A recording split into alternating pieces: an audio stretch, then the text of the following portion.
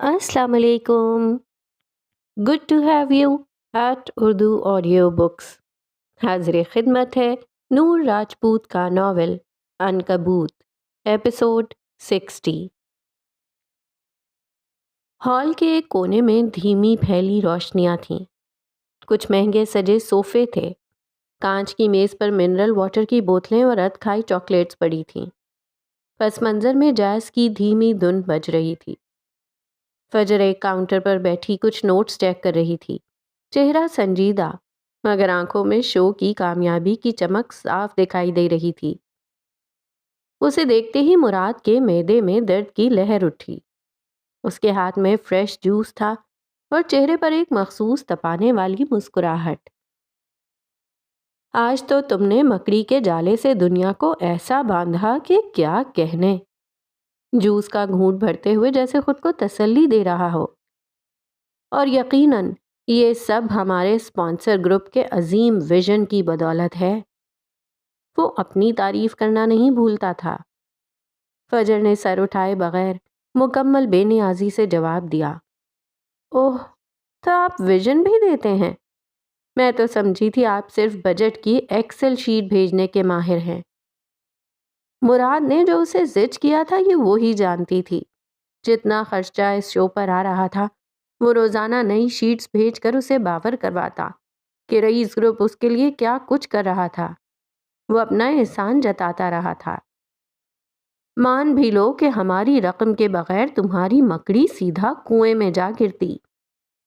फजर ने नोट्स रखकर बाल बांधते हुए कहा, जैसे उसे कोई फर्क ही ना पड़ा हो। अगर कुआं ही काफी होता तो मकड़ी को जाला बुनने की जरूरत ही कहाँ रहती।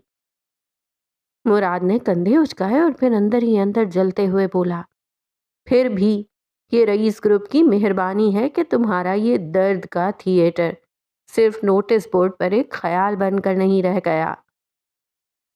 फजर के चेहरे पर एक छोटी सी शैतानी मुस्कुराहट उभरी। मेरी तख्लीक को तो लोग दिल पर लगा कर ले जा रहे हैं। नोटिस बोर्ड पर तो वो लगते हैं जो दूसरों से इजाजत मांगते फिरें। और कभी कभी वो भी जो बजट के लिए मोहतरम मुराद साहब लिखकर दरखास्तें भेजते हैं। उसके मैदे में दर्द का एक और झटका लगा। फजर ने गहरी सांस लेकर सीधे उसकी तरफ देखा। मोहतरम लिखना आदाब होता है, तारीफ नहीं। वैसे भी आपने नोट किया होगा कि मैंने कभी आपकी ईमेल के जवाब में शुक्रिया नहीं कहा। मुराद ने जूस का ग्लास जोर से मेज पर पटका। छींटे उड़ गए, नाक फूल गई। नोट तो बहुत कुछ किया है मकड़ी, खास तौर पर तुम्हारी जिद, हर बात मनवाने की, हर मंजर अपनी मर्जी का, हर लफ्ज अपने लहजे में। जिद नहीं, विजन। मुराद हंसा, जैसे मान भी गया और इनकार भी कर रहा हो। उसके मैदे का दर्द अब बढ़ता महसूस हो रहा है। विजन हमारा भी था, तुमने दिखाया, हमने मुमकिन बनाया। शराकतदारी को मान लेना कभी कभी बड़ापन होता है मकड़ी, और छोटापन ये कि बार बार याद दिलाना पड़े।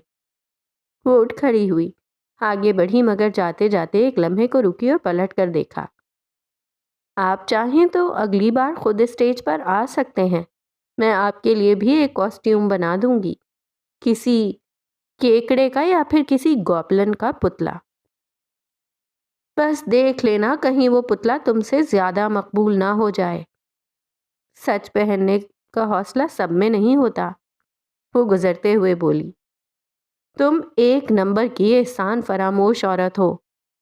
वो कमर पर हाथ रखे तपे हुए लहजे में कहने लगा, और आप 2 नंबर के मतलब परस्त आदमी। वो जा चुकी थी जबकि मुराद दांत किचकिचा रहा था। अलबत्ता उसके मैदे का दर्द बता रहा था कि फजर एक बार फिर बाजी ले गई थी। हजारों रोशनियां गुल हो चुकी थीं। सिर्फ स्टेज पर चंद मध्यम स्पॉटलाइट्स जल रही थीं, जिनकी हल्की उदास रोशनी में धूल के जर्रात रक्स करते नजर आ रहे थे। वो पुरशिको स्टेज, जो कुछ देर पहले उनकी कामयाबी का गवाह था, अब एक वसी और वीरान जजीरे का मंजर पेश कर रहा था। और उस जजीरे के ऐन वस्त में रईस का वजूद एक गिरे हुए मुजस्समे की तरह पड़ा था, बेसुध, جیسے اس کی روح اس کے جسم کا ساتھ چھوڑ گئی ہو۔ رات اپنی سیاہ چادر پوری طرح پھیلا چکی تھی جب عروضہ اور مراد بھاری قدموں سے ہال میں داخل ہوئے۔ وہ تمام معاملات نمٹا کر اپنے باس کو لینے آئے تھے، مگر سامنے کا منظر دیکھ کر ان کے قدم زمین نے جکڑ لیے۔ باس؟ عروضہ کی تیز پیشہ ورانہ آواز میں پہلی بار ایک واضح پریشانی کی لہر ابھری۔ وہ تیزی سے آگے بڑھی۔ مراد بھاگ کر اس کے قریب پہنچا اور اسٹیج پر اس کے سامنے گھٹنوں کے بل بیٹھ گیا۔ اس نے رئیس کا کندھا جھنجھوڑا۔ رئیس، کیا ہوا ہے؟ تم ٹھیک ہو؟ اس نے دھیرے سے آنکھیں کھولی، مگر ان آنکھوں میں وہ فولادی چمک نہیں تھی جو ہمیشہ ان کی پہچان رہی تھی۔ آج ان میں ایک گہری کھوکھلی وحشت تھی۔ اس نے مراد کا بازو کسی ڈوبتے ہوئے شخص کی طرح تھام لیا۔ اس کی آواز ایک زخمی سرگوشی تھی۔ مجھے بچا لو مراد، مجھے بچا لو۔ مراد نے اسے سہارا دے کر اٹھانے کی کوشش کی۔ کس سے؟ کس نے کچھ کیا ہے؟ رئیس نے ایک تکلیف دہ قہقہا لگایا جو اس خالی ہال میں کسی ماتم کی طرح گونجا۔ کسی نے نہیں، سب کچھ میں نے خود کیا ہے۔ اس نے اپنے سینے پر ہاتھ رکھا۔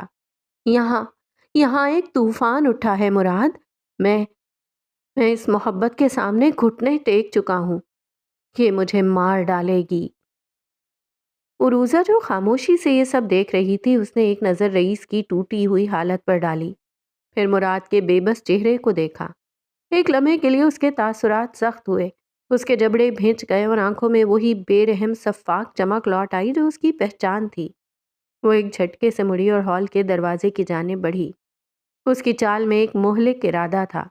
اس کا ہاتھ بے اختیار پینٹ میں لگی گن کی طرف بڑھا۔ کہاں جا رہی ہو عروضہ؟ رئیس کی آواز میں اچانک اتنی توانائی آئی کہ وہ ایک جھٹکے سے اٹھ بیٹھا۔ وہ رکی مگر پلٹی نہیں۔ اس کی پشت اب بھی ان کی طرف تھی۔ اس کی آواز برف کی طرح سرد اور شیشے کی طرح تیز تھی۔ اسے مارنے تاکہ آپ جی سکیں۔ وہ مر گئی تو میں مر جاؤں گا۔ اس کا لہجہ، اس کی آواز کا کرب، اس میں چھپی ہوئی مطلق سچائی، وہ ایسی تھی کہ مراد اور عروضہ کو اپنا دل ڈوبتا ہوا محسوس ہوا۔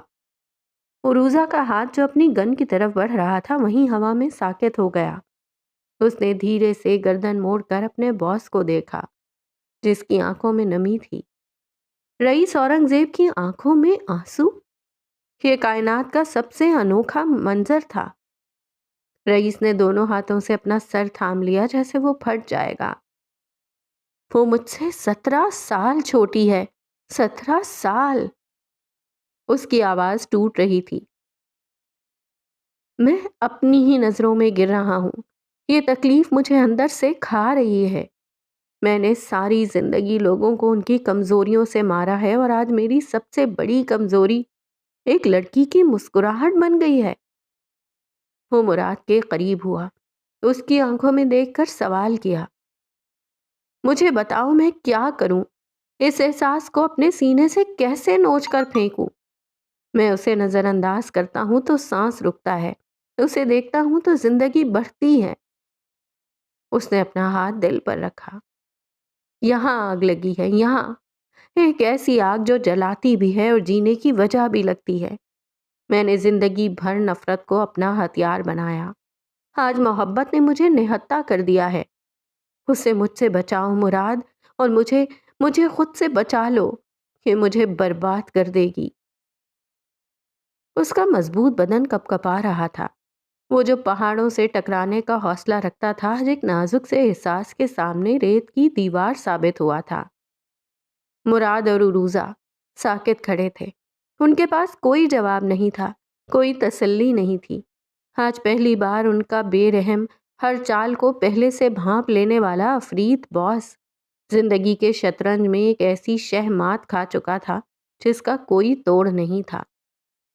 خالی ہال کی مدھم روشنیوں میں رئیس اورنگزیب کی ٹوٹی ہوئی سرگوشیاں گونجتی رہیں، مجھے بچا لو مراد۔ اور یہ التجا صرف ایک شخص کے لیے نہیں تھی، یہ پوری کائنات سے، خود اپنے وجود سے، ایک جنگ ہارتے ہوئے سپاہی کی آخری بے بس پکار تھی۔ وہ ریمپ، وہ اسٹیج جہاں وہ ہمیشہ فاتح ہوتا تھا، آج وہیں اسی ریمپ پر وہ اپنا آپ ہار گیا تھا۔ ہال کا وہ وسیع و عریض منظر جہاں رئیس اپنے وجود کی کرچیاں سمیٹنے میں ناکام تھا، دھیرے دھیرے سکڑنے لگا۔ روشنیاں، سٹیج اور وہ تین وجود ایک نقطے میں سمٹتے چلے گئے، یہاں تک کہ وہ منظر ایک روشن مستطیل میں قید ہو گیا۔ یہ ایک بڑی فلیٹ اسکرین تھی جو ایک نیم تاریک کمرے میں روشنی کا ذریعہ تھی۔ اسکرین کی سرد روشنی گھنگریالے بالوں والی ایک عورت کے چہرے پر پڑ رہی تھی جس کی نظریں ساکت تھیں۔ اس کے ہاتھ میں پاپ کارن کا ایک بڑا پیالہ تھا، مگر اس کے ہاتھ بے حرکت تھے۔ وہ ایک مجسمے کی طرح اسکرین پر نظر آنے والے ٹوٹے ہوئے شخص کو دیکھ رہی تھی۔ رئیس کی آخری التجا، مجھے بچا لو، جب اسکرین کے اسپیکروں سے ابھری تو اس نے دھیرے سے پاپ کارن کا پیالہ اپنے سامنے رکھی میز پر رکھ دیا۔ اس کی حرکت میں ایک عجیب ٹھہراؤ تھا، جیسے کسی شکاری کو اپنے شکار کے آخری سانس کا انتظار ہو۔ کچھ لمحے گہری خاموشی طاری رہی، پھر اس خاموشی کو چیرتا ہوا ایک نقرئی قہقہا اس کے حلق سے آزاد ہوا۔ وہ ہنسی، سریلی اور خوبصورت تھی، مگر اس میں فتح کی ایک ایسی سفاکی تھی جو سننے والے کے دل میں ہیبت طاری کر دے۔ ہنستے ہوئے جب اس کا سر پیچھے کو گیا تو اس کے گلے میں پہنا چھوٹا سا سنہری مکڑی کا لاکٹ چھت پر جلتے مدھم بلب کی روشنی میں ایک لمحے کے لیے چمکا اور بجھ گیا، جیسے کسی خطرے کا اشارہ ہو۔ وہ سادہ سیاہ پینٹ کے اوپر ایک ڈھیلی ڈھالی سفید شرٹ پہنے ہوئے تھی۔ اس کے گھونگھریالے بال شانوں پر بکھرے ہوئے تھے، جو حد درجہ گھونگھریالے تو نہیں تھے، مگر ان میں ایک ایسی بے ترتیبی اور دلکشی تھی جو اسے پراسرار اور بے پناہ حسین بنا رہی تھی۔ اس نے اپنی کرسی سے اٹھ کر اسکرین کی طرف قدم بڑھایا، جہاں اب بھی رئیس کا بے بس چہرہ نظر آ رہا تھا۔ وہ اس سے ایسے مخاطب ہوئی جیسے وہ اسے سن رہا ہو۔ اوہ رئیس اورنگزیب، آخر کار تم نے مان ہی لیا، مگر اتنا وقت، 3 سال سے بھی زیادہ عرصہ، بھلا کون لگاتا ہے اتنا وقت صرف یہ تسلیم کرنے میں کہ اس سے محبت ہو گئی ہے؟ اس کی آواز میں طنز اور ایک عجیب سی اپنائیت کا امتزاج تھا۔ وہ اب اسکرین کے بالکل قریب کھڑی تھی، سینے پر بازو باندھے۔ اس کی دبلی پتلی مگر چست اور پھرتیلی جسامت کسی بھی لمحے حملہ کرنے کو تیار شکاری سی تھی۔ اس کی گہری پلکیں اور ہونٹوں پر لگی گہری لپسٹک اس کے تاثرات کو مزید ڈرامائی بنا رہی تھی۔ آخر کار شکار جال میں آ ہی گیا، بہت انتظار کروایا ہے تم نے، ماننا پڑے گا، حوصلہ آج بھی بلند ہے تمہارا۔ اس کی نظریں میز پر رکھے شطرنج کے بورڈ کی طرف گئیں۔ پیادے، بیگم اور رخ اپنی اپنی جگہ موجود تھے، مگر بادشاہ کا مہرہ سب سے نمایاں تھا۔ اس نے اپنا دایاں ہاتھ بڑھایا، شہادت کی انگلی کو انگوٹھے کے نیچے دبایا اور پھر ایک جھٹکے سے انگلی کو آزاد کرتے ہوئے بادشاہ کے مہرے پر ضرب لگائی۔ لکڑی کا مہرہ ایک کھٹاک کی آواز کے ساتھ بورڈ پر گر گیا۔ تو اصل کھیل شروع کرنے کا وقت آ گیا ہے، اس نے ایک فاتحانہ مسکراہٹ کے ساتھ اعلان کیا اور بیگم کا مہرہ اپنی مٹھی میں بھینچ لیا۔ تمہاری جان اب میری مٹھی میں ہے رئیس۔ وہ سیدھی ہوئی اور مزید کچھ کہنے ہی والی تھی کہ اچانک کمرے کا دروازہ کھلا اور ایک اور عورت اندر داخل ہوئی۔ وہ سونیا سلطان تھی، جس کے چہرے پر مایوسی چھائی تھی۔ اسکرین اب بند ہو چکی تھی اور کمرے میں بلب کی مدھم روشنی پھیل گئی۔ گھونگریالے بالوں والی عورت نے پلٹ کر اسے دیکھا، اس کے لبوں پر وہی دلکش مسکراہٹ تھی۔ کہو سونیا، کیسے آنا ہوا؟ آج میں بہت خوش ہوں۔ تم نے جو جو کہا میں نے وہ سب کیا، خدا کے لیے اب شہرام کو چھوڑ دو۔ اس کی آواز میں التجا نہیں تھی، مگر وہ مجبوری کے آخری دہانے پر کھڑی تھی۔ گھونگریالے بالوں والی عورت نے سینے پر ہاتھ باندھے اپنی گردن کو ذرا سا دائیں جانب گرایا۔ اس کی یہ ادا اتنی ہوش ربا تھی کہ دیکھنے والے کی سانس رک جائے۔ اس کی خوبصورتی کسی تیز دھار خنجر کی طرح تھی، جو دل میں اترنے سے پہلے ہیبت ادا کرتی ہے۔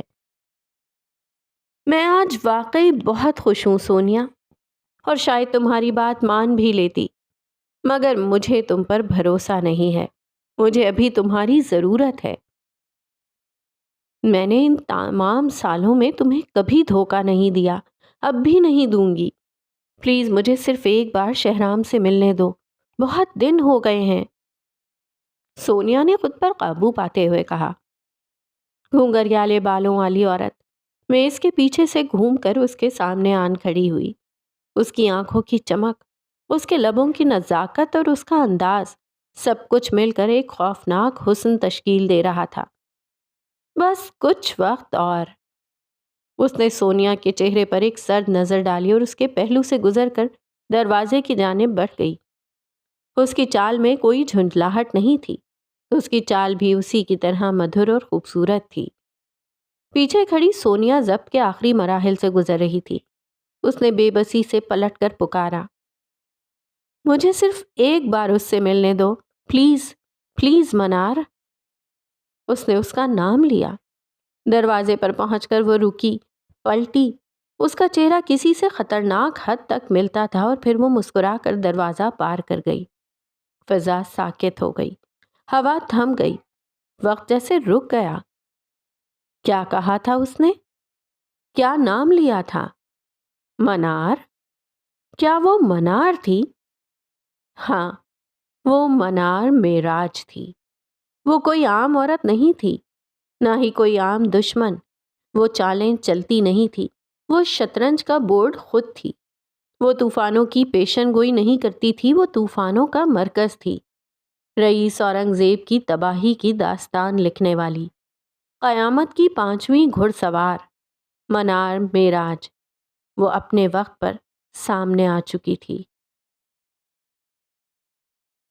رات کا آخری پہر تھا اور آسمان پر سیاہی کی جگہ سرمئی رنگت پھیل رہی تھی۔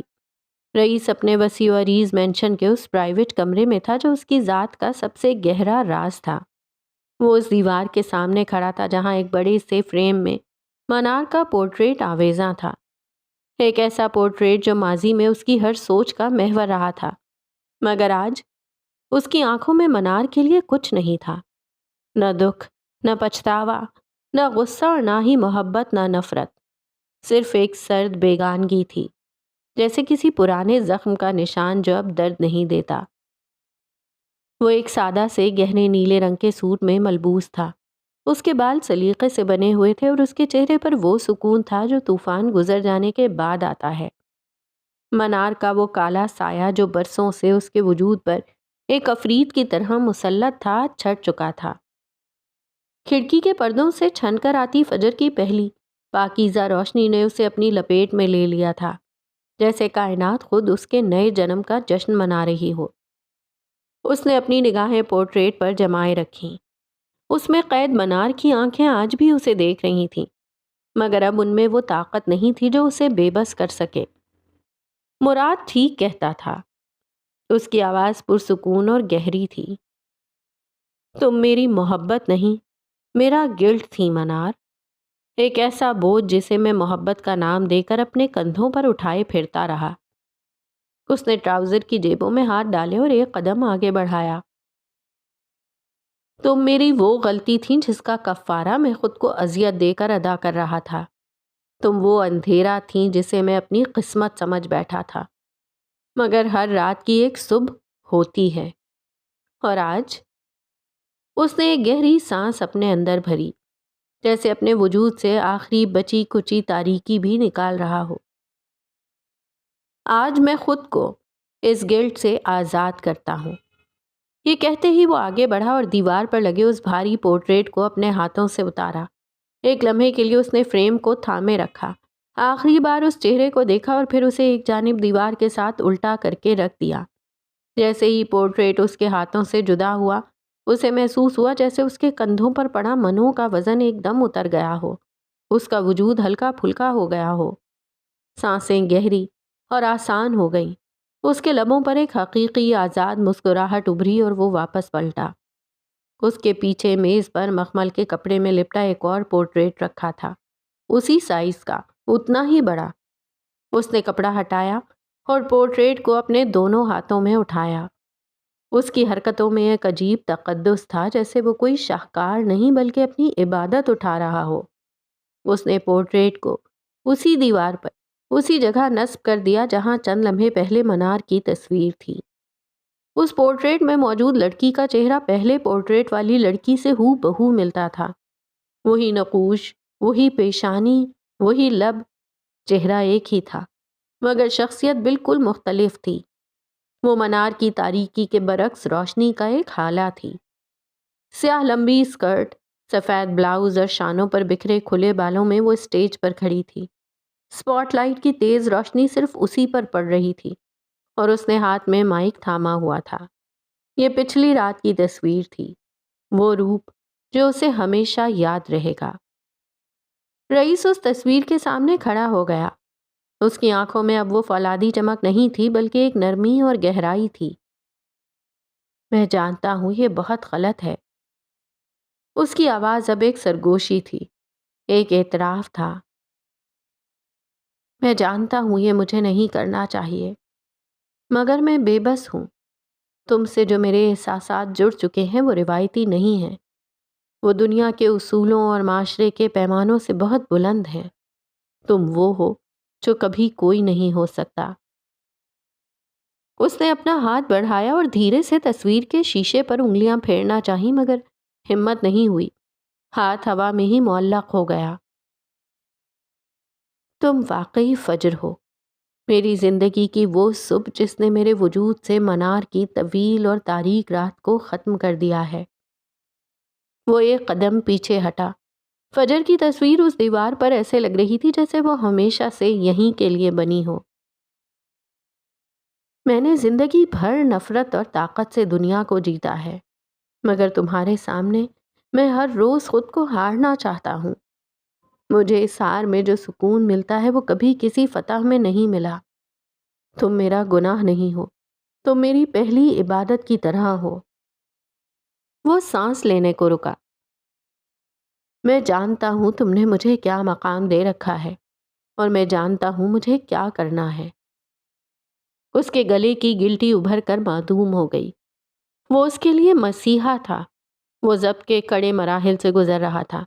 رات بھر خود سے لڑنے کے بعد بالآخر وہ خود پر قابو پا چکا تھا۔ فجر کی پہلی کرنیں اب کمرے میں پوری طرح پھیل چکی تھیں اور رئیس اورنگزیب کا چہرہ ان کرنوں میں چمک رہا تھا۔ وہ اب پچھلی رات والا ٹوٹا ہوا شخص نہیں تھا بلکہ ایک ایسا مرد تھا جس نے اپنی سب سے بڑی جنگ جیت لی تھی، خود اپنے خلاف جنگ، اور اس جنگ کا انعام دیوار پر مسکرا رہا تھا۔ صبح کی پہلی نقرئی لکیر جب مشرقی افق پر نمودار ہوئی تب ولی کی گاڑی آہستگی سے ترنم ہاؤس کے وسیع گیٹ سے اندر داخل ہوئی۔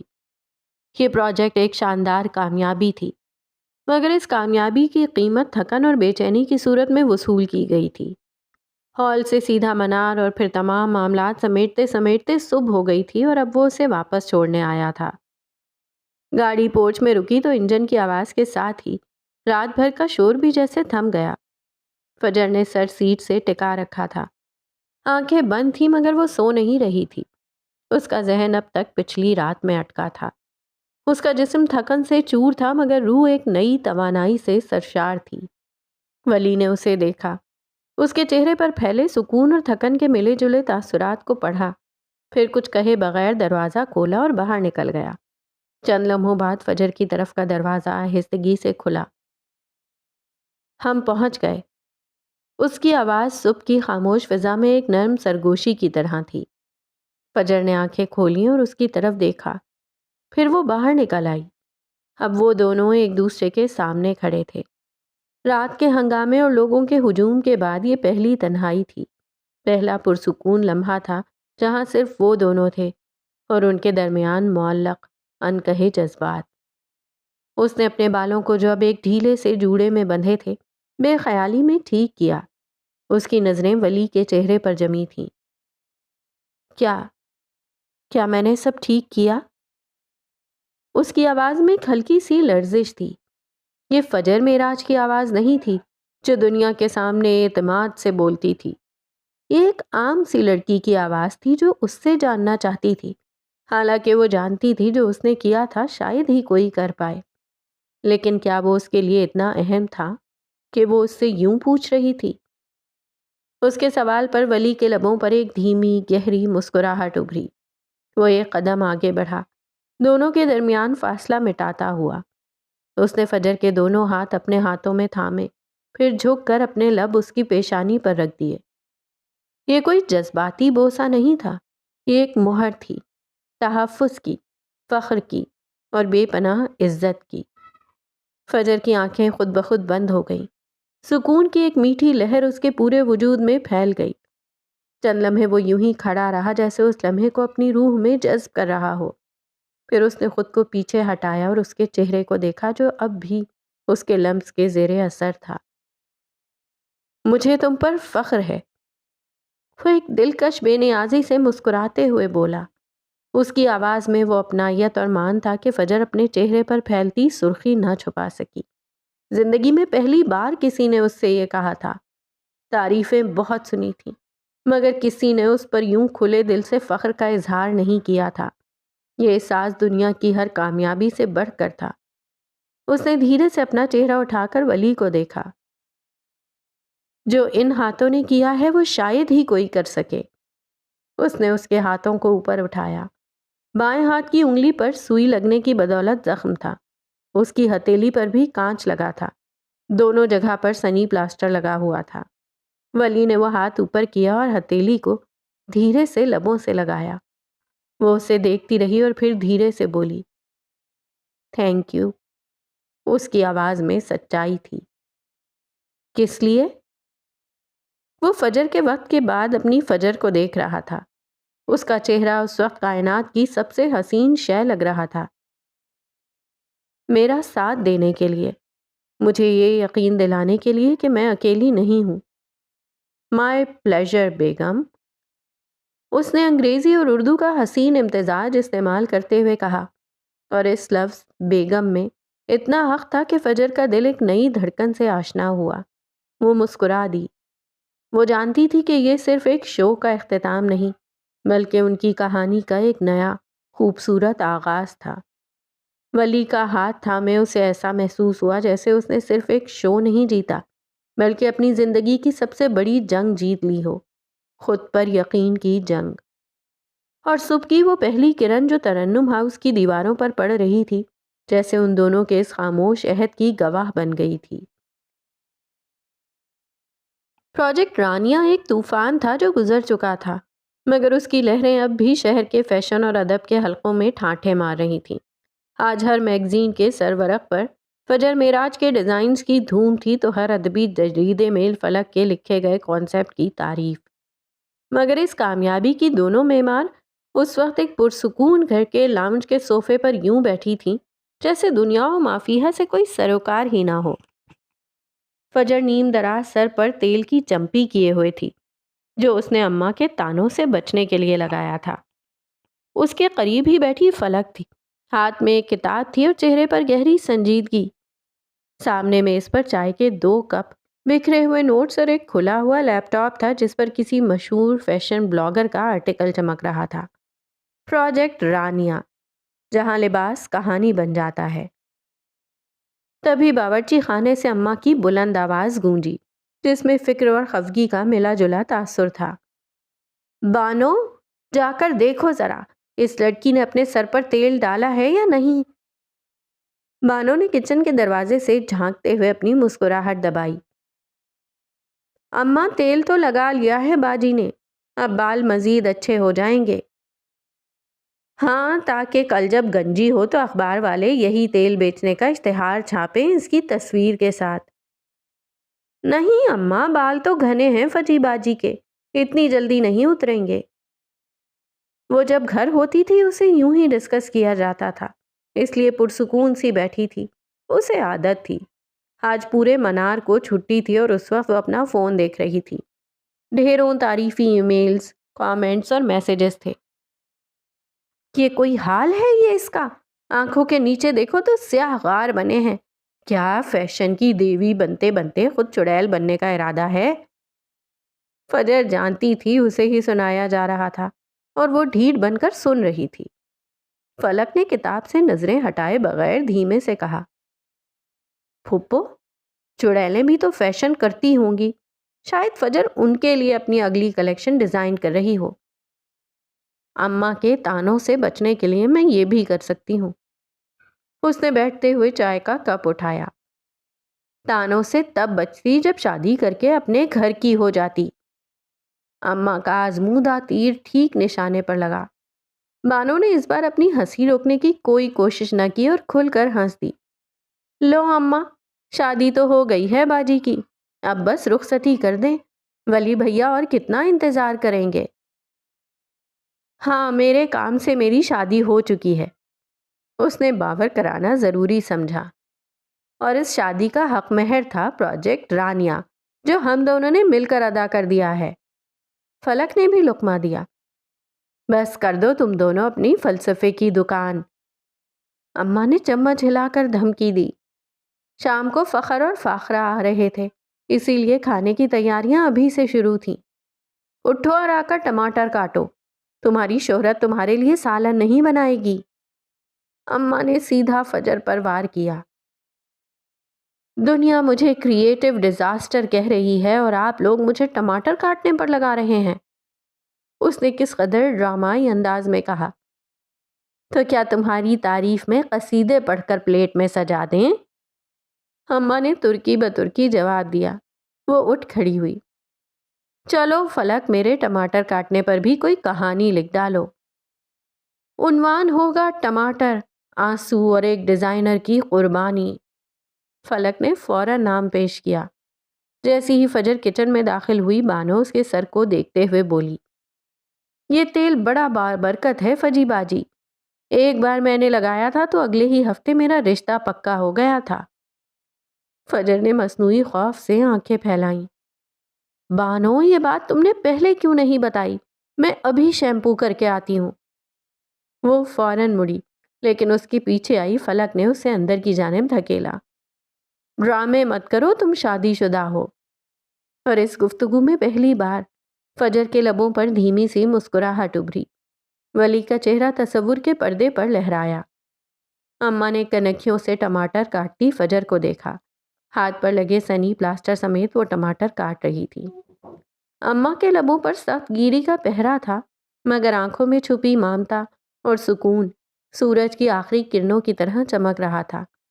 کچن میں پیاز اور ٹماٹر کی مہک، سرسوں کے تیل کی خوشبو اور بے تکلف ہنسیوں کی بازگشت گھل مل رہی تھی۔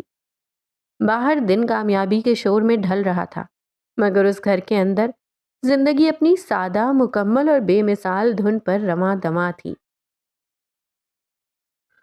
شہر کے پوش علاقے میں واقع منار فیشنز کی شیشے سے بنی عمارت اس صبح کچھ الگ الگ سی لگ رہی تھی۔ سورج کی کرنیں جب بڑی بڑی ونڈو پینلز پر پڑیں تو ایسا لگا جیسے عمارت نے خود روشنی اوڑھ لی ہو۔ نیچے استقبالیہ کے ڈیسک سے لے کر اوپر ڈیزائن اسٹوڈیوز تک ہر چہرے پر مسکراہٹ تھی، ہر قدم میں ایک چمک تھی، ایک فتح کی چمک۔ پروجیکٹ رانیا کی کامیابی نے صرف ایک شو نہیں جیتا تھا، اس نے ایک بیانیہ بدل دیا تھا۔ آج فجر معراج حسب معمول وقت سے پہلے آفس پہنچی تھی۔ پیشانی پر اعتماد، آنکھوں میں گہری سنجیدگی اور وجود میں وہ توازن جسے برسوں کی ریاضت نے چمکایا تھا۔ اس نے کالے رنگ کی کھلی ڈریس پینٹ اور ہلکی زرد سلک کی شرٹ کے اوپر کھلا لمبا ہم رنگ بلیزر پہن رکھا تھا۔ پونی ٹیل میں بندھے بال اور سادہ کانوں میں چھوٹے چمکتے ٹاپس۔ اس کے انداز میں کوئی مصنوعی فیشن نہیں تھا، بلکہ وہی تھا جو وہ تھی، طاقت، وقار اور شعور۔ دفتر کے لاؤنج میں داخل ہوتے ہی ٹیم کی نظریں اس پر جا ٹھہریں۔ سرگوشیاں شروع ہوئیں۔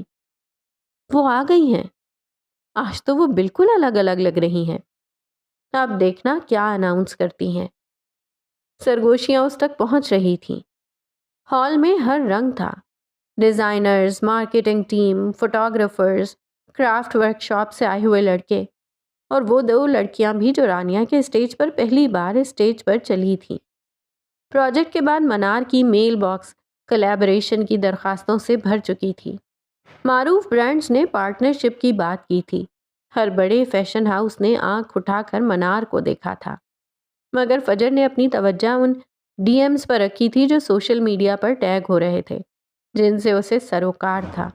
وہ کامنٹس جن میں لکھا تھا، میں نے پہلی بار خود کو آئینے میں دیکھا اور روئی، پھر امید کا لباس پہنا اور جی اٹھی، شکریہ منار۔ میرے شوہر نے کہا تم پاگل ہو، مگر میں اس شو میں گئی۔ آج میں اپنی بیٹی کو بتا سکتی ہوں کہ ماں کمزور نہیں ہوتی۔ میرے چیتڑے میرے اندر کے زخموں جیسے تھے، آج میں نے وہ پھاڑ دیے اور خود کو پہن لیا۔ فجر نے آہستہ سے اپنی گردن سیدھی کی اور مزید سیدھی، کیونکہ اس نے وہ بنا دیا جسے کوئی پہن نہیں رہا تھا، خودی کا لباس۔ جبکہ ٹیم خوشی سے جھوم رہی تھی، مبارکبادوں کے میسیجز آ رہے تھے۔ صفدر جو بزنس پارٹنر ہوتے ہوئے بھی پروجیکٹ رانیہ سے غیر حاضر رہا، اس نے محض چند لفظ کہے تھے، مبارک ہو فجر، تم جیت گئی ہو۔ کچھ دیر بعد کانفرنس روم میں سب کو جمع کیا گیا۔ سفید ماربل کی میز، جدید ساؤنڈ سسٹم، شفاف ونڈوز کے پیچھے شہر کی دھندلی گونج تھی، اور ایک جانب وہ کھڑی تھی۔ ہم نے کچھ نیا نہیں کیا، ہم نے صرف ان کو جگہ دی جنہیں ہمیشہ سے خاموش کر دیا جاتا تھا۔ یہ کامیابی صرف میری نہیں ہے، یہ منار کی ہے، تم سب کی ہے، اسی لیے ہم اسے ضرور منائیں گے۔ کمرے میں خوشی کی لہریں دوڑ گئیں۔ چھوٹی سی تقریب رکھیں گے، بس اپنی ٹیم کے لیے، کوئی شو آف نہیں ہوگا، صرف وہ سب جو پروجیکٹ رانیہ کی روشنی میں جھلملائے۔ اس کی ایک خوشخبری سے منار کے مختلف سیکشنز میں چہل پہل بڑھ گئی۔ ڈیزائن اسٹوڈیو میں نئے تھیمز پر بات ہو رہی تھی۔ ڈیزائنرز اب کچھ نیا کرنا چاہتے تھے۔ کیفے میں وہی سب لڑکیاں کھل کر بول رہی تھیں جو کبھی سہم کر سائے میں کھڑی رہتی تھیں۔ ہر لڑکی نے اپنے روپ کو، اپنی جلد کو، اپنے وقار کو اوڑھ لیا تھا۔ اکاؤنٹس ٹیم بھی آج زیادہ زندہ دل لگ رہی تھی، کیونکہ آج منار صرف پیسے کا نہیں، جذبے کا نام بن گیا تھا۔ وہ لڑکی جو ہمیشہ اپنے ملون ہونے کی وجہ سے، اپنے چہرے کی وجہ سے اپنی پہچان کے پیچھے بھاگتی رہی تھی، اس نے آج سینکڑوں لوگوں کو اپنی پہچان ڈھونڈنے میں آسانی فراہم کر دی تھی۔ اس نے امید کا دیا جلا دیا تھا۔ اب دیکھنا یہ تھا کہ اس سے کتنے لوگ خود کو روشن کر پاتے۔ رات کی پرچھائیاں کھڑکی کے شیشوں پر لمبی ہو چکی تھیں۔ باہر شہر روشنیوں میں جگمگا رہا تھا، لیکن اس کمرے کی فضا پرسکون تھی۔ کونے میں رکھی لکڑی کی میز پر لیپ ٹاپ کھلا تھا۔ اس کی اسکرین پر سفید پس منظر پر سیاہ الفاظ ابھر رہے تھے۔ فلک نے ٹائپنگ روکی اور ایک گہری سانس لی اور لمحے بھر کو چھت کی جانب دیکھا۔ بالوں کی ایک لٹ اس کے رخسار پر گر رہی تھی۔ وہ اب وہ فلک نہیں تھی جو چند ماہ قبل تھی۔ اس کے ساتھ جو حادثہ ہوا تھا، اس نے اسے اندر سے بدل دیا تھا۔ اور پھر شو کی کامیابی، لوگوں کی تعریف اور کرداروں کی پذیرائی نے اسے وقتی طور پر ہلکا ضرور کیا تھا، لیکن اس کے اندر ایک نیا زہر جنم لے چکا تھا، تلخ سچائی کا زہر۔ اسے اب لوگوں کی تصحیح اور تنقید سے فرق نہیں پڑتا تھا۔ اب اسے وہی لکھنا تھا جو وہ لکھنا چاہتی تھی۔ وہ وہی پرانی رائٹر تھی، لیکن کہانی نئی تھی، اور یہ کہانی کسی نجات دہندہ کے انتظار کی نہیں تھی۔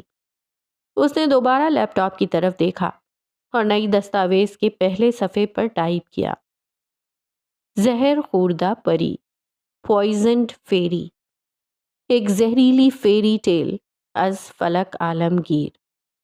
کہانیاں ہمیشہ شہزادیوں کی نجات پر ختم نہیں ہوتی۔ کبھی کبھار وہ پری جو زہر پی لیتی ہے، وہی زہر اس کے لہجے میں گھل جاتا ہے۔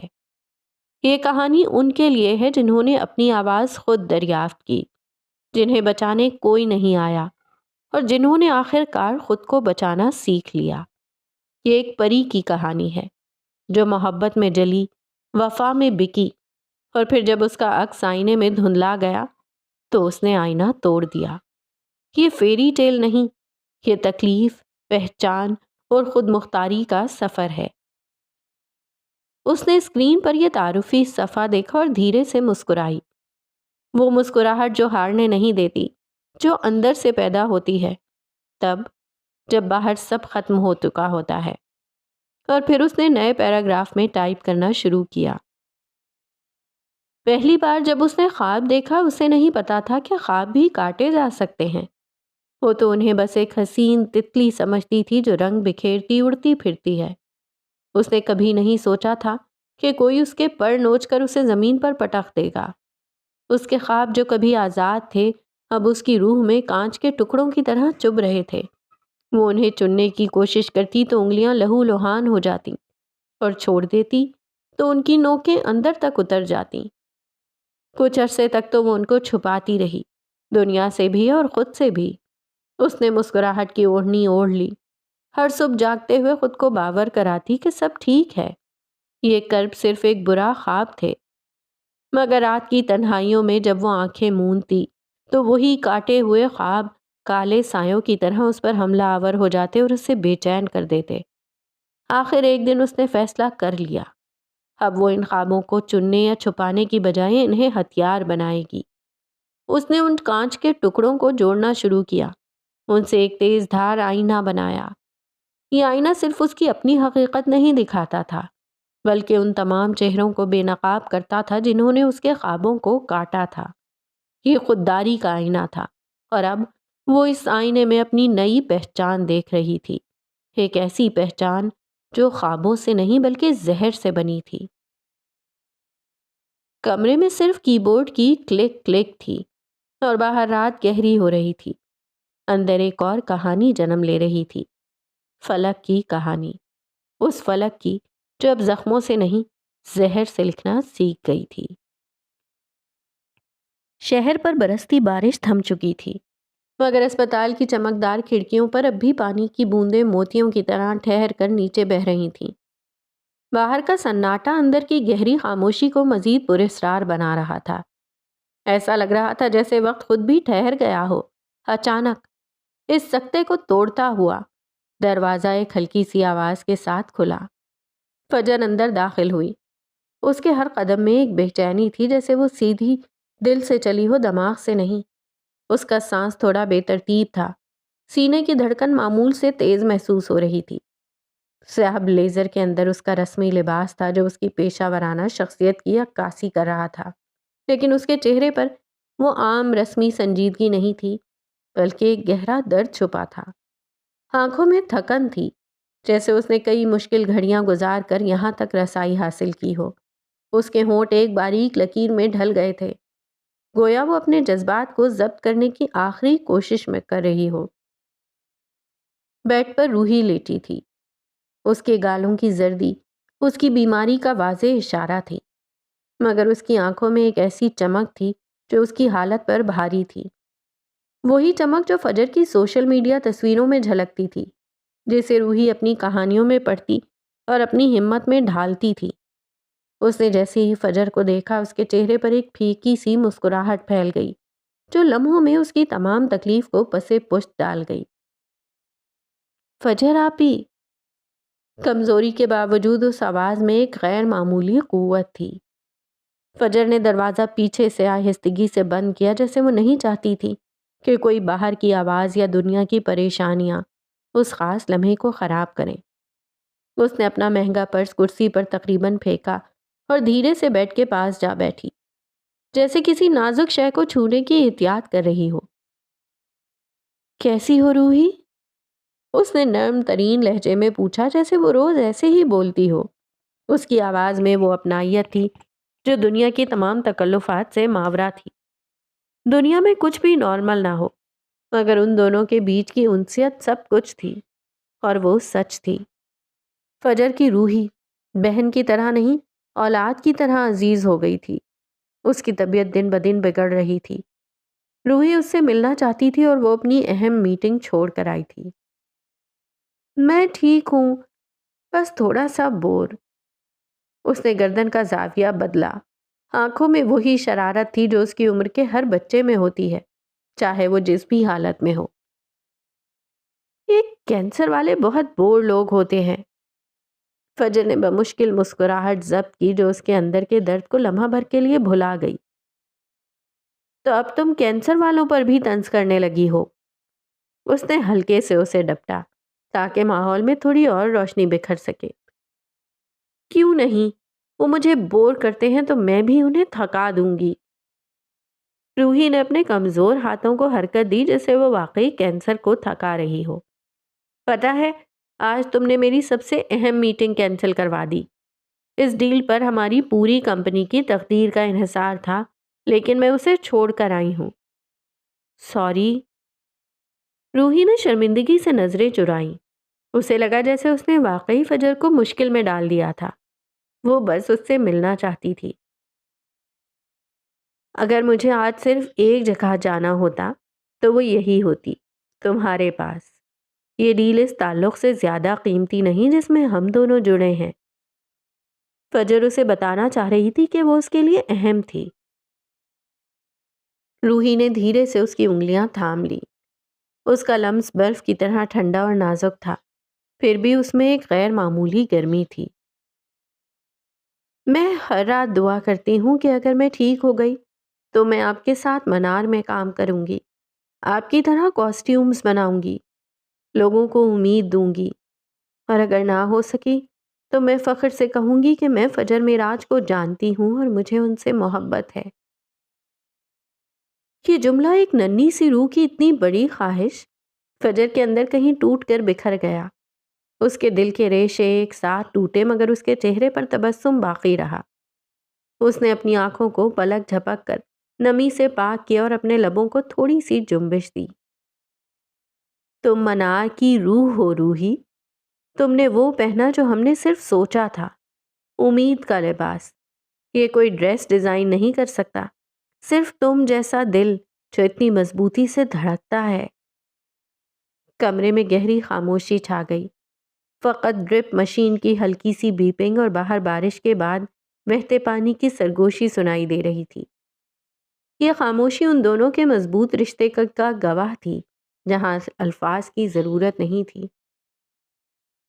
اگر میں ٹھیک ہو گئی نا، روحی نے ایک گہرا سانس لیا جیسے وہ آنے والے دن کا خواب دیکھ رہی ہو، تو سب سے پہلے آپ کے لیے ایک ہیل ڈیزائن کروں گی، بہت اونچی، بالکل آپ کی شخصیت جیسی، تاکہ جب آپ چلیں تو زمین بھی تھوڑا ہچکچائے اور آپ کی طاقت کو محسوس کرے۔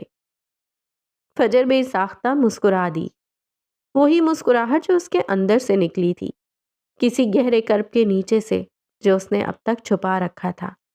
اس سے پہلے وہ کچھ کہتی، روحی کا اگلا سوال حاضر تھا۔ مسٹر سکار نہیں آئے؟ وہ اب بے چین تھی۔ آئے ہیں، ضروری کال سننے گئے تھے، ابھی آ رہے ہوں گے۔ اور فلک آپی؟ وہ راستے میں ہیں۔ اور رئیس انکل؟ وہ سب کے بارے میں جان لینا چاہتی تھی۔ وہ پچھلے 20 دنوں سے بزنس ٹور پر ہیں، شو کے بعد میں نے نہیں دیکھا، فجر نے اطمینان سے بتایا۔ شو کے چند دن بعد وہ چلا گیا تھا اور ابھی تک واپس نہیں آیا تھا۔ نہ اس سے بات ہو رہی تھی، نہ وہ کوئی جواب دے رہا تھا۔ اس سے رابطہ ناممکن تھا۔ ان کی تقریب اس کی وجہ سے رکی ہوئی تھی۔ اسپانسر کے بغیر وہ کیسے تقریب کی خوشی منا سکتے تھے؟ وہ کب آئیں گے؟ روحی نے آنکھیں چھوٹی کر کے پوچھا۔ اسے وہ سب عزیز ہو گئے تھے۔ آج کل میں؟ اس نے جو سنا تھا بتا دیا۔ کیا مسٹر سکار آپ کے ہسبینڈ ہیں؟ اس کے اگلے سوال پر وہ ٹھٹکی اور پھر گردن ہلا کر جواب دیا، ہاں۔ یہی حقیقت تو اس کی زندگی میں چین کی گھڑی تھی۔ آپ لوگ کب اپنی شادی اناؤنس کر رہے ہیں؟ بھویں سکیڑے پوچھ رہی تھی۔ وہ سب جان لینا چاہتی تھی۔ بہت جلد۔ وہ بس مسکرائی۔ اب تم جلدی سے ٹھیک ہو جاؤ تاکہ ہم اکٹھے ایک پوری کلیکشن بنائیں گے تمہارے نام پر۔ پکا؟ روحی کی آنکھوں میں ایک نئی چمک ابھری جو بیماری کے زرد رنگ پر حاوی ہو گئی۔ پکا وعدہ۔ فجر نے اپنے دل پر ہاتھ رکھا، اس وعدے کی گہرائی کو محسوس کرتے ہوئے۔ کچھ دیر بعد فجر روحی کو معمول پر آتا دیکھ کر، اپنے دل کو کچھ لمحے کا سکون دیکھ کر ایک ضروری کال کرنے کے لیے باہر راہداری میں آئی۔ اس کا موبائل کان سے لگا تھا مگر نگاہیں سامنے کی کھڑکی سے باہر پھیلے تاریک شہر پر جمی تھیں۔ راہداری کے ایک طرف مدھم نیون لائٹس تھیں جو پھیکی سی روشنی بکھیر رہی تھی، جبکہ دوسری طرف اندھیری خاموشی اس سناٹے کو مزید گہرا کر رہی تھی۔ تبھی اچانک ایک ہلکی سی آواز آئی، جیسے کوئی برقی دھماکہ ہوا ہو، اور اسپتال کی آدھی لائٹس بغیر کسی وارننگ کے بجھ گئیں۔ راہداری نیم تاریک ہو چکی تھی، صرف دیواروں پر نصب ایمرجنسی لائٹس ایک زرد مٹیالہ سا حالہ بکھیر رہی تھیں، جس سے ہر چیز پر ایک عجیب سی پرچھائی چھا گئی۔ پھر ٹک ٹک ٹک، خاموش راہداری میں ہر قدم کے ساتھ ایک واضح گونجتی ہوئی آواز اٹھی۔ یہ آواز تیز نہیں بلکہ موزوں اور باقاعدہ تھی، جیسے کوئی بہت پر اعتماد شخص چل رہا ہو۔ اس میں کوئی جھجک نہیں، کوئی ڈگمگاہٹ نہیں، ہر ٹک کے ساتھ ایک مضبوط ارادے کا احساس ہوتا تھا، جیسے وہ اپنے راستے پر اٹل ہو۔ یہ آواز راہداری کی خاموشی کو چیرتی ہوئی اسے بھر رہی تھی اور اپنے پیچھے ایک مخصوص اثر چھوڑ رہی تھی۔ اونچی ایڑیوں کی یہ مضبوط آواز یوں لگ رہی تھی جیسے وہ زمین سے نہیں، فجر کے دل کی گہرائیوں سے آ رہی ہو۔ ہر ٹک اس کے دل پر ایک دستک تھی، ایک نامعلوم پکار۔ اس نے چونک کر گردن گھمائی۔ راہداری کی دھندلی روشنی میں ایک دھندلا سا سایہ ابھرا، پہلے ایک مبہم شکل، اور پھر وہ سایہ قدم بقدم اس کی طرف بڑھنے لگا۔ بتیاں جل بجھ رہی تھیں، اور ہر جلتی بجھتی بتی کے ساتھ وہ اور قریب آ رہی تھی۔ ہر قدم کے ساتھ اس کے وجود کا جادو گہرا ہوتا جا رہا تھا۔ ہر لمحہ اس کی شکل مزید واضح ہوتی جا رہی تھی، جیسے کوئی خواب حقیقت کا روپ لے رہا ہو۔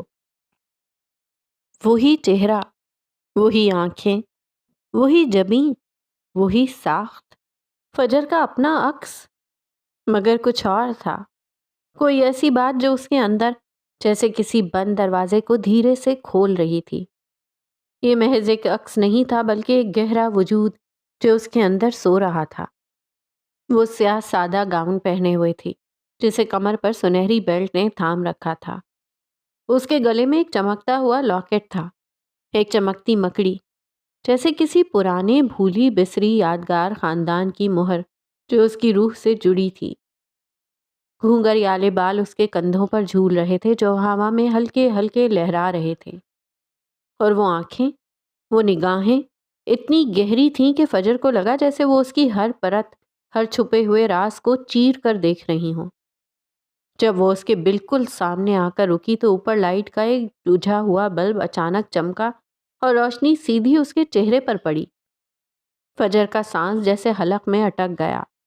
یہ وہی چہرہ تھا، اس جیسا، اس کی اپنی شبیہ، مگر یہ وہ نہیں تھی، یہ کوئی اور تھی، یا شاید اس کا ہی کوئی بھولا ہوا حصہ۔ فون سے ابھرتی آواز گونج رہی تھی جس نے اسے سنا ہی نہیں۔ اس کی ساری توجہ اس پراسرار وجود پر تھی۔ پھر اس کی آواز ابھری۔ اس میں سحر نہیں، جادو تھا، ایسا جادو جو خالص تھا، ننگا، بے نقاب، جو براہ راست روح سے مخاطب ہو رہا تھا۔ Hello baby girl. فجر کا دل جیسے دھڑکنا بھول گیا۔ یہ آواز، یہ لہجہ، یہ انداز، یہ تو کبھی کسی نے اس سے نہیں اپنایا تھا۔ اس میں ایک ایسی اپنائیت تھی جو اجنبی نہیں بلکہ کسی اندرونی قدیم رشتے کی نشانی تھی۔ وہ آہستہ سے اس کے گرد گھومنے لگی، بالکل دائرے کی صورت میں، جیسے کوئی پراسرار رسم ادا کر رہی ہو۔ اس کی چال میں وقار نہیں، اعلان تھا، ایک ایسا اعلان جو فجر کی روح کو جگا رہا تھا، مگر وہ خود ساکت تھی، بالکل ساکت۔ جانتی ہو میں کون ہوں؟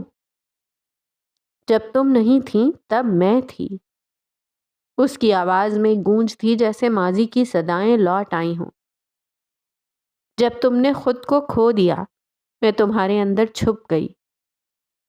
وہ جھکی، فجر کی آنکھوں میں گہرائی سے جھانکا۔ میں تمہارا حصہ ہوں اور تم میرا۔ اس کا ہر لفظ فجر کے وجود کے اندر گونج رہا تھا۔ تم نے جو چھوڑ دیا میں وہی پہن کر آئی ہوں، تم نے جو چھپا دیا میں وہی دکھانے آئی ہوں۔ وہ منار تھی، جبکہ فجر پتھر بنی کھڑی رہی، اس کا جسم جکڑا ہوا تھا۔ منار اسے سر سے پیر تک دیکھ رہی تھی۔ اس کی آنکھوں میں ایک بے رحمانہ چمک تھی جو فجر کی تمام کمزوریوں کو بے نقاب کر رہی تھی، اور لہجے میں ایک زہریلی شفقت تھی جو زہر بھی تھی اور دوا بھی۔ پھر اچانک تمام بتیاں بند ہو گئیں، راہداری مکمل تاریکی میں ڈوب گئی۔ ایک لمحے کو صرف گھپ اندھیرا، صرف سناٹا۔ فجر نے آنکھیں موند لیں اور اس پراسرار وجود کو اپنی آنکھوں میں بسانے کی کوشش کی، اور پھر ایک جھماکا، بتیاں دوبارہ جل اٹھیں، راہداری روشنی سے بھر گئی، جیسے کبھی کچھ ہوا ہی نہ ہو۔ مگر وہ وہاں نہیں تھی، نہ کوئی قدموں کی چاپ، نہ کوئی سایہ۔ راہداری ویران تھی، صرف فجر اور ہاتھ میں پکڑا ہوا فون۔ اسی لمحے فون کی رنگ ٹون بجی، اچانک اور تیز۔ وہ چونک گئی، جیسے کسی گہری نیند سے جاگی ہو۔ ولی کا نمبر اسکرین پر جگمگا رہا تھا، جو اسے حقیقت کی دنیا میں واپس کھینچ رہا تھا۔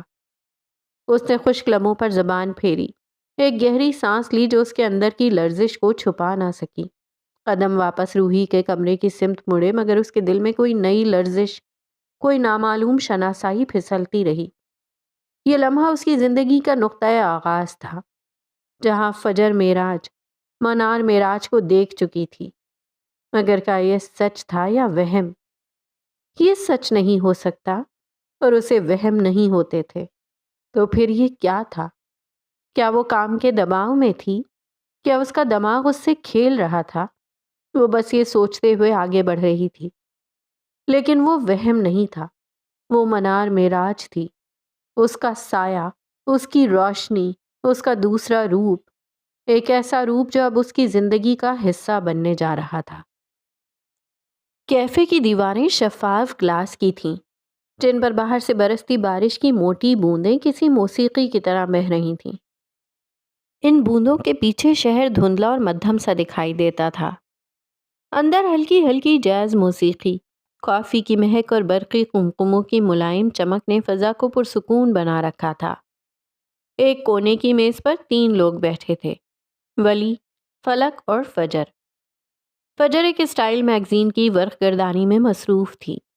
اس کے انداز میں بظاہر ایک لاپرواہی تھی، جیسے وہ صرف وقت گزارنے آئی ہو، مگر اس کی آنکھوں میں وہی دھندلی الجھن تھی جو اس نے اسپتال میں دیکھی تھی، خود کا عکس۔ وہ لمحہ ابھی تک اس کی سوچوں کی تہ میں گونج رہا تھا۔ دوسری طرف فلک اور ولی آپس میں گپ شپ میں مشغول تھے، جیسے زندگی کسی خاص گرم کپ سے قہوے کی طرح گھونٹ گھونٹ پی جا رہی ہو۔ تم بہت اچھے ہو ولی، فلک نے کافی کا سپ لیتے ہوئے کہا۔ اپنی بیوی کی ساری باتیں مانتے ہو؟ ولی نے ابرو اچکائے۔ اگر اتنا ہی اچھا ہوں تو رخصتی میں ہیلپ کر دیں، میں اپنی بیوی کو لے کر اسکاٹ لینڈ جانا چاہتا ہوں۔ فجر نے میگزین سے نظریں نہیں ہٹائیں، مگر لبوں پر ہلکی سی جنبش پیدا ہوئی۔ کیا پتہ رخصتی کے بعد تم بدل جاؤ، فلک نے مسکراہٹ ضبط کرتے ہوئے کہا۔ مجھے اپنی جان بہت پیاری ہے، مرنے کا کوئی شوق نہیں۔ اس نے جان بوجھ کر ڈرامائی انداز اپنایا اور فجر کی طرف دیکھا، جو اب بھی خاموشی سے ورق پلٹ رہی تھی۔ نہیں، پھر تمہیں فجر کریلے اور ٹینڈے کھلائے گی۔ فجر نے آخرکار میگزین بند کیا، ایک نظر ان دونوں پر ڈالی اور پھر نپے تلے انداز میں اپنا کافی کا کپ اٹھا لیا۔ آنکھوں میں ہلکی سی چمک ابھری۔ ولی نے فوراً سوالیہ نگاہوں سے پوچھا، کیا واقعی؟ فجر نے کندھے ہلکے سے اچکائے۔ بائی دا وے، میں اسپورٹس مین ہوں، سب کھا لیتا ہوں۔ فجر نے گہری سانس لی۔ وہ کیسے بھول سکتی تھی کہ وہ رگبی کا بیسٹ پلیئر تھا۔ تم تو وہ ہو جو زہر بھی مزے سے پی لیتے ہیں، فلک نے فوراً لقمہ دیا۔ زہر تو نہیں، اس نے فجر کو دیکھتے ہوئے کہا، لیکن اگر میری بیگم بنائے تو زہر بھی قہوہ لگے گا۔ فجر کی نگاہ اس پر ٹھہر گئی۔ ولی کی آنکھوں میں وہی شرارت بھری روشنی تھی۔ کچھ پل کے لیے وقت کا بوجھ، اسپتال کی دھند اور منار کا عکس دھندلا گیا۔ فلک نے ہنستے ہنستے اپنا ہاتھ ہلایا۔ اوکے، اگلا پلان بتاؤ، اسکاٹ لینڈ کب لے جا رہے ہو اسے؟ جب آپ رخصتی کروا دیں گی، اس نے جواب میں کہا، اور جب یہ تیار ہو جائے کریلے اور ٹینڈے ساتھ لے جانے کے لیے۔ ضروری تو نہیں میں کریلے اور ٹینڈے کھلاؤں گی، میں بھوکا بھی رکھ سکتی ہوں، وہ بے ساختہ بولی۔ یعنی تم تیار ہو رخصتی کے لیے؟ فلک نے حیرت سے اسے دیکھا۔ اب ایسی بھی کوئی بات نہیں ہے۔ اس نے خود کو ملامت کیا جبکہ ولی ابھی بھی انہی نظروں سے دیکھ رہا تھا۔ ڈونٹ وری، مجھے تھوڑا بہت بنانا آتا ہے، میں بھوکا نہیں رہوں گا۔ اف، یہ چالاک فورنر، وہ اس سے نہیں جیت سکتی تھی۔ فجر نے آنکھیں بند کر کے خوشبو جذب کی، جیسے وہ ان دونوں کی موجودگی میں اپنی الجھنوں کو تحلیل کرنے کی کوشش کر رہی ہو۔ باہر بارش کی رم جھم جاری تھی اور کیفے کے اندر زندگی کی ہنسی ٹھہر کر بیٹھ گئی تھی۔ اگست کا مہینہ تھا۔ سائبیریا اپنی مختصر مگر بھرپور گرمیوں کے آخری دنوں میں تھا۔ برف کا کہیں نام و نشان نہ تھا، بلکہ جہاں تک نظر جاتی دیودار اور سنوبر کے گھنے جنگلات کا ایک لامتناہی سلسلہ پھیلا ہوا تھا۔ شام کے گہرے ہوتے سائے ان سرسبز درختوں کو مزید پراسرار بنا رہے تھے، اور ولا کی بڑی کھڑکیوں سے نظر آنے والا منظر کسی جنگلی اور انچھوئی خوبصورتی کی تصویر پیش کر رہا تھا۔ یہ رئیس اورنگزیب کا نیا ٹھکانہ تھا۔ اس نے یہ جگہ خود چنی تھی۔ اسے یہ زمین پسند تھی کیونکہ یہاں ہیرے تھے، اور وہ خود ایک ہیرا تھا، سخت، قیمتی اور بے رحم۔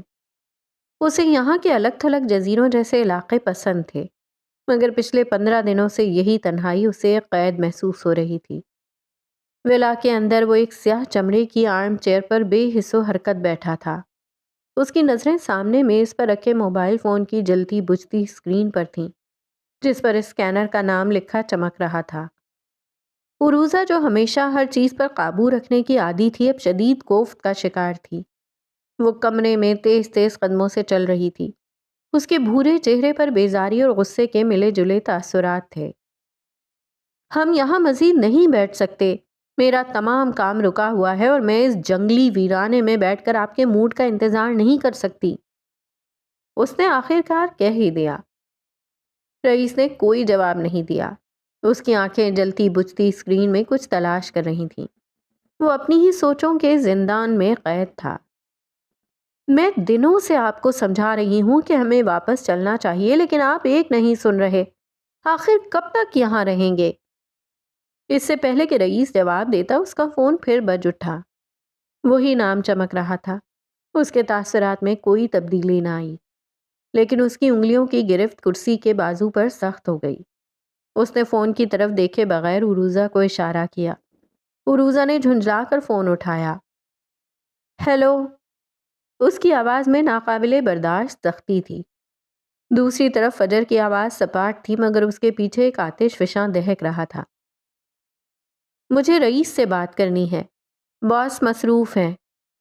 یہ مصروفیت پچھلے 20 دنوں سے چل رہی ہے، ختم ہونے کا نام نہیں لے رہی۔ برائے مہربانی میری بات کروائیں۔ کہا نا وہ مصروف ہیں، تمہیں سمجھ نہیں آتی؟ عروزہ کا لہجہ اب توہین آمیز ہو رہا تھا۔ اس کا بس چلتا تو وہ اسے جان سے مار دیتی۔ اپنے ڈرامے بند کرو اور میری بات کرواؤ۔ وہ بھی سیدھی ہوئی تو عروزہ کا بھورا چہرہ سرخ پڑ گیا۔ تم مجھ سے ایسے بات نہیں کر سکتی۔ مجھے تم سے بات کرنے میں دلچسپی ہے بھی نہیں۔ فون اسپیکر پر ڈال دو، میں خود کر لوں گی۔ عروزہ کے چہرے پر ایک جنگ چھڑ گئی، پیشہ ورانہ وقار اور ذاتی انا کی، لیکن رئیس کے سامنے فجر کی بات کو رد نہیں کیا جا سکتا تھا۔ اس نے دانت پیستے ہوئے فون اسپیکر پر رکھا اور اسے میز پر رکھ دیا۔ کمرے کی خاموشی کو فجر کی گونجتی ہوئی آواز نے توڑا، ایسی آواز جو سائبیریا کے گھنے جنگلات کی خاموشی کو چیر دے۔ ڈارک لارڈ صاحب، بہت ہو گئی آپ کی یہ گمشدگی۔ مجھے نہیں پتا آپ کے دماغ کا کون سا پرزا ڈھیلا ہوا ہے، لیکن جو بھی ہے اسے کس لیں۔ مجھے آپ کی ضرورت ہے۔ میری پوری ٹیم، میرا ایونٹ، سب کچھ آپ کے انتظار میں رکا ہوا ہے۔ اگر آپ میں آنے کی ہمت نہیں ہے تو صاف صاف بتا دیں تاکہ میں کوئی اور انتظام کروں۔ اس طرح بزدلوں کی طرح چھپنے کا کیا مطلب ہے؟ کال کے آخر میں اس کا لہجہ اتنا کاٹدار تھا جیسے اس نے 20 دنوں کا سارا زہر ایک ہی سانس میں اگل دیا ہو۔ پھر ایک گہرا سناٹا چھا گیا۔ ایک نئی زندگی چاروں جانب دوڑ گئی۔ اسے رئیس کی ضرورت تھی۔ اس نے کہا، اسے رئیس کی ضرورت ہے۔ کال کٹ چکی تھی لیکن الفاظ ہوا میں تیر رہے تھے۔ عروزہ کا چہرہ غصے سے سرخ ہو چکا تھا۔ اس سے پہلے کہ وہ کچھ کہتی رئیس اپنی جگہ سے اٹھا۔ اس کے چہرے پر کوئی تاثر نہیں تھا، لیکن اس کی چال میں ایک نئی قطعیت تھی۔ وہ سکون سے اپنے ٹریول بیگ کی طرف بڑھا جو کونے میں پڑا تھا، اسے کھولا اور دھیرے دھیرے اس میں کپڑے رکھنا شروع کر دیے۔ یہ دیکھ کر عروزہ زندگی میں پہلی بار جیسے پھٹ پڑی۔ اب آپ جا رہے ہیں؟